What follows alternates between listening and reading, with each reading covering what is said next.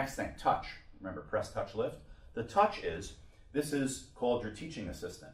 It's going to be very, very helpful to you. Your free index finger on the other hand. The teaching assistant touches about an inch, let's say, back from the wrist. It's really on your forearm. And then when I lift the sticks, here's what happens. It releases the pressure of the teaching assistant on the forearm. When I raise the sticks up, this drops down a little bit.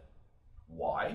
Because there's a joint there. Look, if I were totally relaxed and you grab my hand and move my hand up and down, look what happens to the forearm. As the hand goes down, the forearm goes up. It's an equal and opposite reaction. Hand comes up, forearm goes down. So press, touch, lift. Now the next thing, we're going to actually do a stroke. I'm going to actually do a stroke. Press, touch, lift.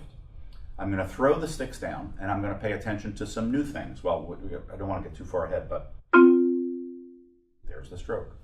One of the things in playing the instrument here is that we want to minimize contact shock. Contact shock will be minimized if you are smoothly accelerating and allowing the mallets to be in free flight.